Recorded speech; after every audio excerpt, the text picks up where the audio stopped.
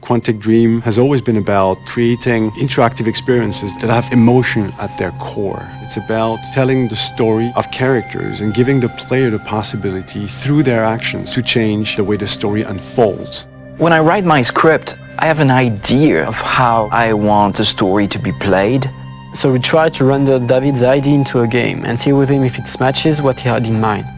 In case it doesn't, we go back to the writing stage and keep working until the result perfectly matches David's vision. What we try to do in Beyond is really an intuitive and immersive experience. So we created a very discrete user interface with only white dots on screen and very simple controls.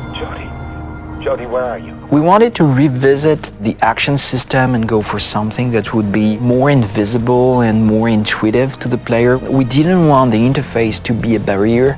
We wanted the player to focus on what he's doing on screen and not on how to do it. Ideally, the player will forget that he has a controller in his hand and will just jump into the screen. One of the major revolutions in Beyond is the way Jodie Holmes moves. Depending on the context, depending on your emotional state, you see the character of Jodie moving differently, walking differently, looking around differently. And most importantly, to give the player the feeling he's really in control of the character, he can do almost anything he wants to do. You can talk to other people, interact with objects, and also run, jump, shoot, drive a motorcycle, or even ride a horse.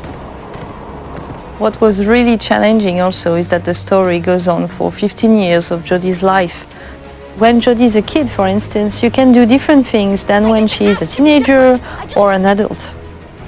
Giving this much animation to a character, it's really new. It has never been done to that extent, and it really makes the character come alive like never before. We wanted to have these new mechanics with Aiden. I wanted to give this feeling of flying around and going through matter and through walls. So we started making some research on how ghosts would move or even a fish would swim underwater. We thought that using orbs is an interesting approach. It would give us this physicality that we need to interact with matter. It became really something natural to assign them to the two analog sticks and have to play with them, to focus them, or on the opposite, to split them apart. During the process of this production, we made what we call user tests. You just watch people playing and you see where they succeed, where they fail. If a player don't get it right, it's only our fault. So we work very hard to be able to correct it and give the best experience possible. After each user test, it's meeting after meeting just to find a good solution to every single issue the player may have had. I guess what we're looking for with the gameplay is really to find an interface that will allow you to play life.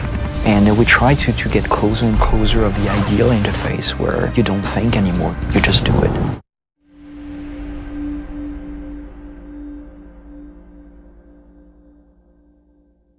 PlayStation